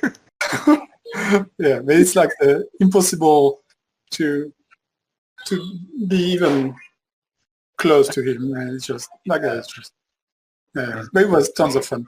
Anyway, I just want to say hi. I keep watching you, but I won't bother you anymore. Just want to. Dude, it's good to hear your voice, brother. It's a real pleasure to watch you paint. Really, as always. Man, dude, that's awesome. I love David Levy. Yeah, and David is also, we're gonna have David do the same that you're doing, like not too far in the future, whenever David's schedule allows. So He's such a badass. He's like one of those guys. Again, like I was lucky enough to work with David Levy, Steve Messing, Fausto, Ben Proctor, Dylan Cole, Joe Pepe. There's like all these amazing artists that are on there, man. And like ton like Jonathan Bruby, Dick Gendro, Seifel, Anise. They like got so overwhelming because of like all the talent in the room. But it was so cool because, like, again, I grew up you know, collecting the design studio books, and you know, I had a lot of like David's like is I guess Gnomon DVDs at the time, and his art books, and it was so cool to just like see him in action, because I think it was one of those things that for me, as when I was a student, I had this perception. I was like, this guy's some like crazy badass like French dude who's like, in my brain, he's painting at like 600 miles per hour. And then when I met him, he was painting at 600 miles per hour, and it was awesome. I was like, yes, the prophecies were true. whatever. It was, dude, it's freaking awesome though. But it's I guess one of the other things too, I wanted to piggyback off of, there was another comment that a student made about when you're a professional, or when you're starting off as a professional, what are some things to keep in mind? Be inquisitive, right? And I know I said this before, but like, ask questions, because again, like, if it wasn't for guys like David, Steve Messing, and like, you know, Fausto, who I like really, we were very close. We shared an office together. I learned so much just being around those guys, you know, and it helped me to really level up, and help me to take my own art education seriously, just because I saw these veterans, they don't fuck around, man. Excuse my language, but they don't mess around. And seeing, like, I'm like, at the time I was, like in my mid to late 20s, and just seeing these guys who are working in the industry, the top of their game, and they were still working as if they were, like, this was like their first job. They were cranking, 12, 15-hour days, and it's like, it was such a reminder. I was like, you know what? Don't be cocky. I don't know shit. These guys are working their ass off. It's time to pay attention, time to learn, time to take notes, And so I would just watch these guys, like, constantly push themselves and level up, and it made me understand. I was like, okay, they are in a league of their own, but it made me understand why they are the best, and this is true for, like, all those guys, like, that everyone admires. Like, they work their ass off. It's not, I don't believe in talent. I believe in hard work. And that's when I saw it. I saw it in front of my eyes. I was like, damn, these guys, they work for all of the skill that they basically built up.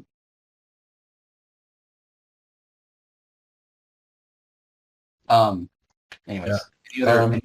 any other questions? Yeah.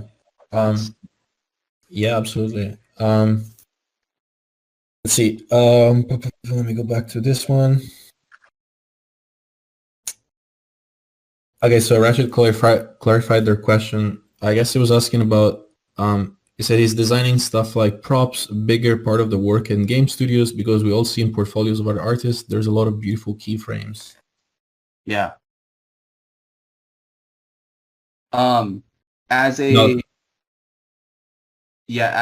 guess to answer or to kind of piggyback off of that statement, when you're a junior artist, like, a lot of your responsibilities is going to be to do a lot of the support work, and that's everyone has to go through that.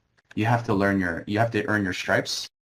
But it's a great opportunity, because during that time, you're doing something that's relatively on the low risk side.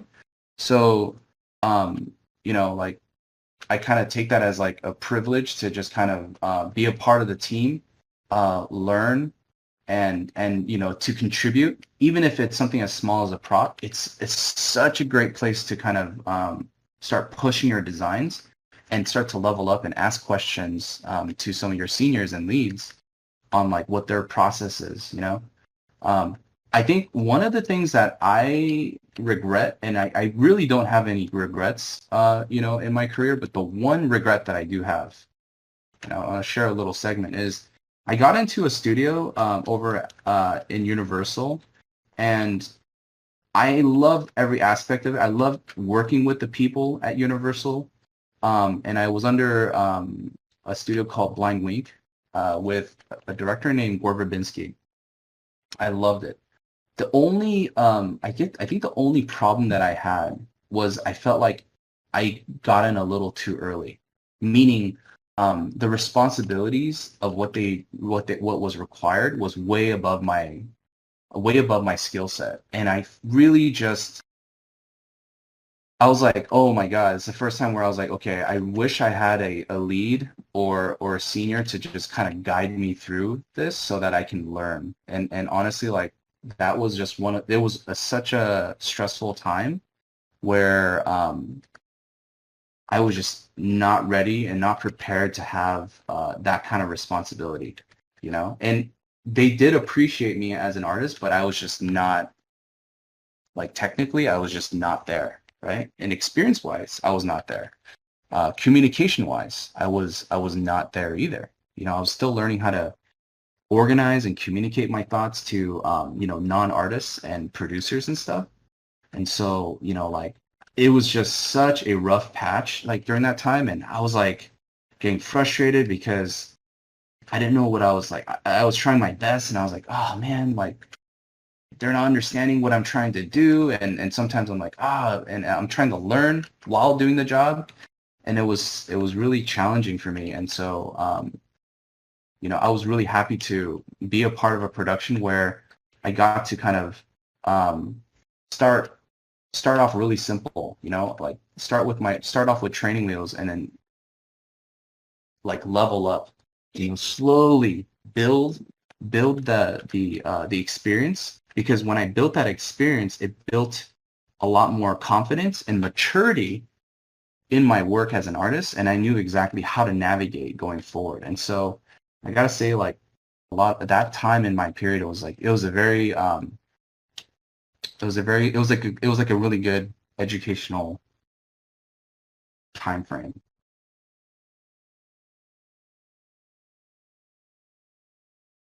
Nice. Actually, I remember when you were working there. Yeah, dude, I struggled a lot, man. Oh my God. Yeah, I remember. I remember very well. That project too. Yeah, it was like, you know, like, and when you're starting off and you're young, you're like, yeah, man, this is awesome, and you know, but I was at the same time, I was way over my head. I was like, I have no idea what the hell I'm doing. Like, this is like, oh my God, I should have, you know, I wish I had a lead, or I wish I was, you know, doing something that was a lower risk assignment.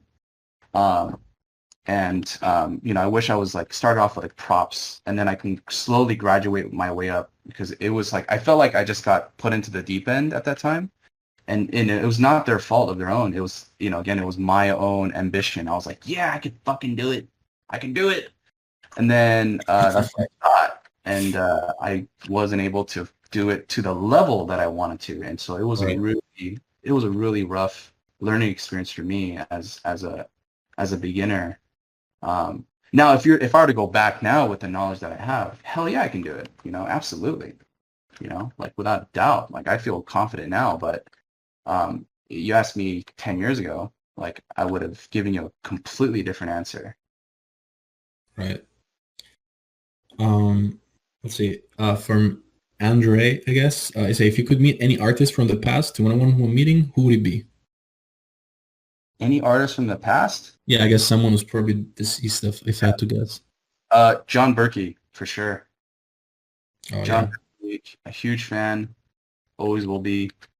I think I would love to kind of, you know, talk shop with him, and just be like, you know, like, what was his like design process? What was he into?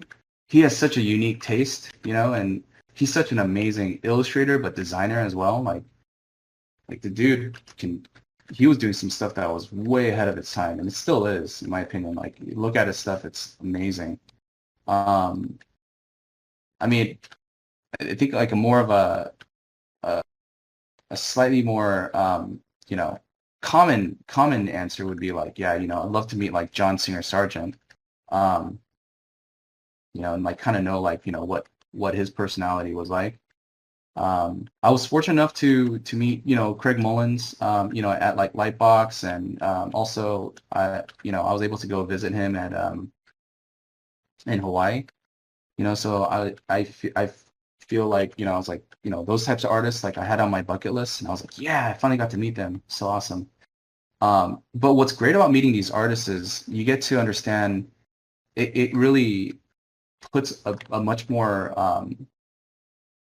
a better perspective in terms of like how they think, how they view life, and really just, you know, like, you get a better insight, I guess. That's really what I'm trying to say, is you get this insight in terms of like why their art is the way it is. And it all started off with meeting them in person and asking questions, and you get to see how they're processing that answer. And almost it feels like you're watching them mentally paint an image for you, you know? Because I would ask like simple questions like, how would you paint a tree? And someone like Craig Mullins would be like, well, that's an interesting answer. Like, what is a tree? And I'm like, what? And so, you know, it's just like some of those interactions really allowed me to appreciate him not only as an artist, but him as a person, and just the genius that he exudes, you know. Yeah, it's awesome. I know that kind of slightly tangent from that question, but It's still relevant. So one question from Daniel. He says, I'm getting ready to move to California soon, and along with Brainstorm, do you have any advice for pursuing online and in-house, I guess, in-person education in Pasadena and LA area? Oh, that's awesome. Yeah, like LA is a hotspot, you know? I mean, I think right now, just due to the whole situation, you could probably just coast from wherever you're living. So, you know, I would say, you know, don't be in a rush to come now, or it's not necessary because everything is online. But if you do come here, yeah, there's a lot of great classes and resources, especially in the LA area. There's a lot of great schools that are locally held, and so, you know, Brainstorm obviously being available. We are moving more towards online due to, you know, the current situation, and we want to make sure that we're being safe and accessible to everybody across the world. But there's like really good schools outside of our school that are physical, and you know, Concept Design Academy is definitely one of them, and I've spoke about them before. There's something there. I studied there for many years when I was a student, and I absolutely love the facility that Kevin Chen and Estelle that they manage, like really great classes. They have great teachers, like probably some of the best, and you know, like that's a great great school to study at. Also, let's see here, what else is like physically available? I mean, other than the fact that there's like a lot of artists that live in Southern California, like, you know, I know there's like occasional art meetups that pop in and out here and there. Like those are actually really cool to go to, because then you can meet the people that you follow on Facebook, you know, and everyone's generally really chill, really nice. So, yeah, but again, if to answer this person's question, is if you are studying and you're not going to like an accredited school, like, you know, like I think you have a lot of options, a lot of, like, a ton more than you did like even like 2-3 years ago. You know, you got like Schoolism, you got like all these places that are amazing. I'm still a huge fan of like designing your own curriculum, and I know that's tricky, but I always like to kind of, you know, cherry pick and like learn from, like, you know, my friend Jama's, you know, Blender tutorials. Like, he's amazing. And then slowly from there, like, then I'll kind of look like who else does something similar, and who else, you know, do those people also teach? Because, you know, you also want to get, you know, different types of perspective, you know, just to see, like, you know, what resonates, and also like maybe they have a slightly different approach to things, and that's a really healthy thing to do as well when you're learning. Yeah. One question from Mojang. How do you go about set dressing scenes in concept art? Are you thinking about the elements compositionally or narratively? You know, I guess in a narrative way. I think when it comes to set dressing, it's very specific. It's always more narrative driven than it is like composition. I think composition is it's like a point of view. It's a camera point of view. So I would say, you know, think about the actual layout first, or think about the actual elements that are in your space first, and then think about the camera that's going to best capture the moment, right? So I like to think about it like in a very practical sense of like set dressing, and really trying to understand, like if I was decorating a room, like, okay, where does the bed go? Where is the walls? You know, where are the curtains, and etc. Right? And then really build up from there. Nice. Let's see. Guys, by the way, I'm sort of like skipping questions where John has already answered, so that, you know, we kind of don't go over some of the same stuff. One question from Tabiso is, how do you generally handle communicating when you get tasks that are outside of your wheelhouse? Do you try to prep your AD client for the results, not necessarily being at the same level of everything else you normally do? Wait, can you repeat that question one more time? So I guess he's asking, like, what happens if you get assigned a task from like an art director or a client that is like very outside of your wheelhouse? He says, how do you prepare them to the idea that maybe your work does not meet the same quality bar that you normally have for the stuff that you normally do? I guess that's his question. Yeah, that's a good question too. Um, Here's the thing. I mean, if you are up for the challenge, then I would say like, yeah, ask them if if they can allocate X amount of days or time for you to really dive in and investigate. Because you'll get requests like, oh, can you do this style? And it's kind of like it's slightly out of your aesthetic, so someone who does more like photorealistic stuff, if you get an assignment that's like, oh, can you do something that's more painterly, you might get that from your art director. And you can see that as an opportunity of like, yeah, it's out of my wheelhouse, but like, I would love to try. The way I would approach that is just let them know like, hey, this is not normally what I normally do, but I'm going to need X amount of time, X amount of days or weeks in order to really get into the zone. Now, if you're working for a freelance client, it's a little trickier because again, it's very sensitive to budget and how much time is available. Normally, if it is something that is on the freelance side and they ask for something that is slightly out of my own expertise or my style, like I probably wouldn't take on that job. But if it's at like a studio where my art director is like, hey, we got this new style. I know, I don't know if you do this, but we need to do this right now. This is what we need to accomplish within the next X amount of weeks or months. Then I'll ask. I'll give them kind of like a heads up, like, hey, this is a little bit out of my own comfort zone, but I'm up for the challenge. I just need to really kind of address and let everyone know, like, hey, let's just kind of reset everyone's expectations. Like, this is going to be a little bit of a learning curve for me, and then we'll basically we'll nail and lock the style, but it's going to take a little bit of a slight educational period. Let's see. Okay, so yeah, I totally agree. You should definitely not get onto something if you feel like you can do it all. By the way, definitely don't do it. Yeah. Let's see. From Tomoki, if my art skills are good enough to find a job, can a company hire me he's asking if his skills are good enough to get a job, but what about if he has like not a good enough English? Oh, that's tricky.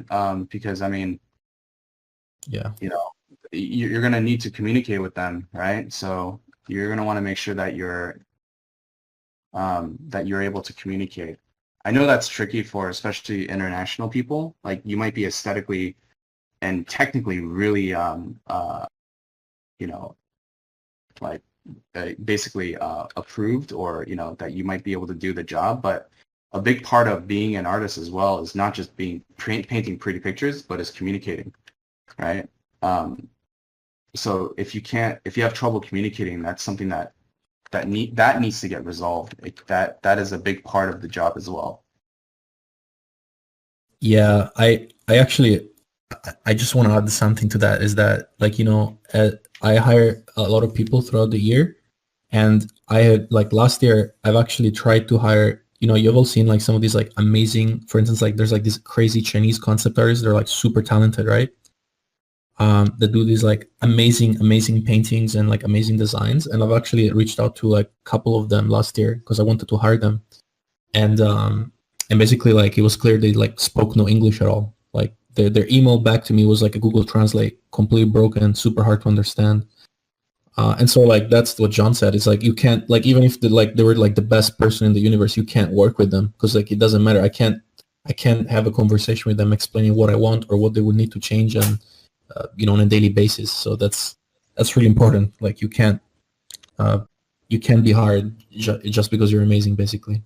Yeah, I think the other thing too is, like, I kind of look at the other way around. Like, let's say a company outside of the United States wanted to hire me, and they asked me like, oh, do you speak Mandarin, or do you speak like Russian or something, or like Korean?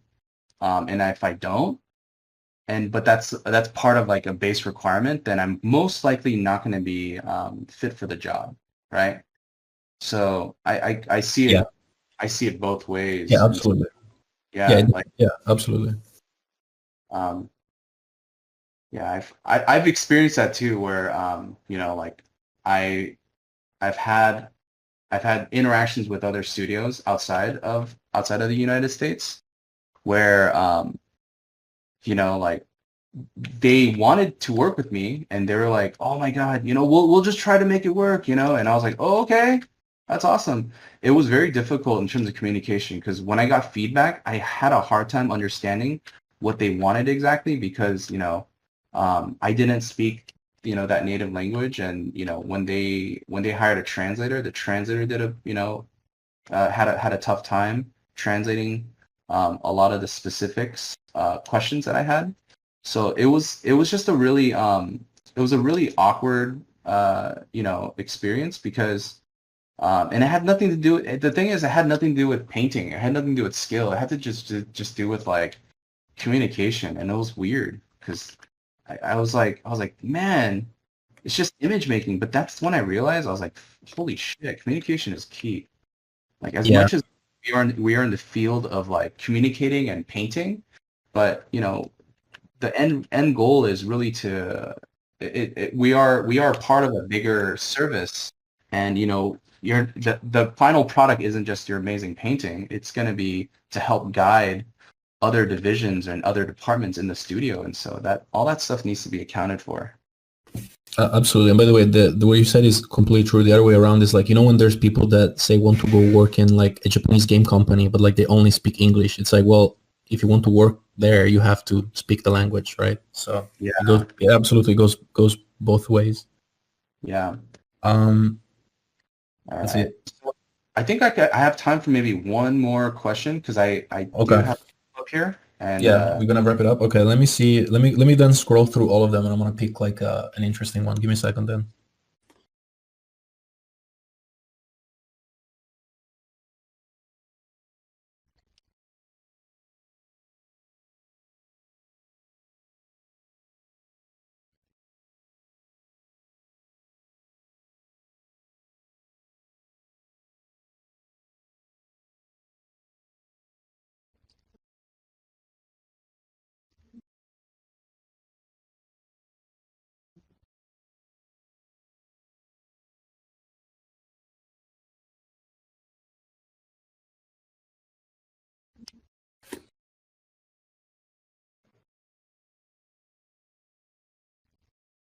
By the way, John, thanks so much for doing this. Well, I'm selecting the. I'm kind of going through to pick oh the yeah, the of last course. the last one. Um, I can share this PSD too if anyone Yeah, wants. yeah, it'd be To great. We can put it on the channel for the streams if people wanna if people can I, open it. I try to make it very like formulaic too, so you can see like 1, 2, 3, 4. Right, right, right, Um, right, right. you guys can at least like follow or understand like what all this stuff means. So I mean, there's like some questions again about colors and painting shapes that I think John has actually sort of answered before. So to all the people asking those, I think if you then rewatch the beginning of this, I think you can find it there. I guess like we can also go like super quick ones. Like one guy's asking, do you always use the color picker when you do these studies? Like do you use the color when picker? yeah, when I do studies, I always do color picker. I'm not confident to make my own colors, especially in the beginning phase. So I always use color picker to kind of get the colors, and then from there, like once I feel like I'm at a better place, then I'll start to kind of make my own arrangements. But that's just me. Like again, there's no. That's not like I don't think that's like um, you know like I wouldn't recommend like, hey, like only color pick or hey, only do this. Like I would say do what's comfortable to you. And then, if you want to break out of that, then I would say, try to mix or make your own colors. I don't really do that too often because I'm always experimenting and I'm always trying to see if there's other ways to kind of create different colored moods. So but yeah, I always start off with like color picker. Nice. Okay, so this is I found this would be the last question then. It says about your routine. It says let's say that you sit down for an hour and see what you can get done in that hour. Say if you don't finish the next day, would you start something totally new, or would you carry sort of that task over until you're done? I usually carry that task over until I'm done. So I have a lot of pieces that I usually kind of go back to. So like if I started something on Monday, then I'll try my best to go back to it, until it's finished. Like I'll like slowly pick away at it,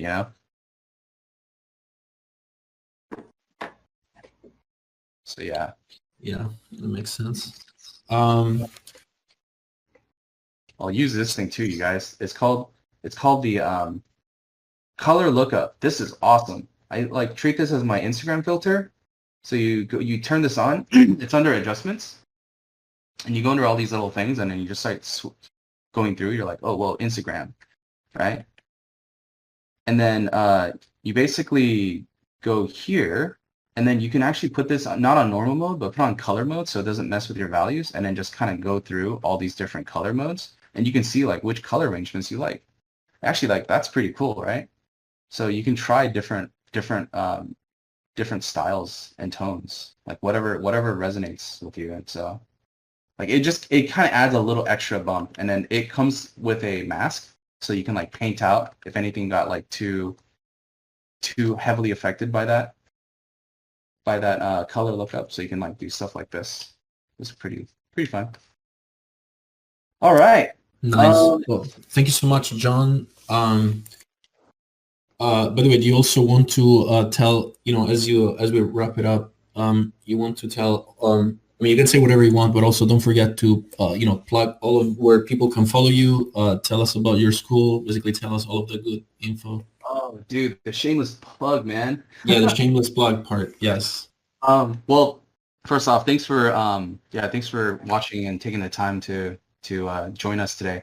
I do teach. I'm a teacher at Brainstorm School.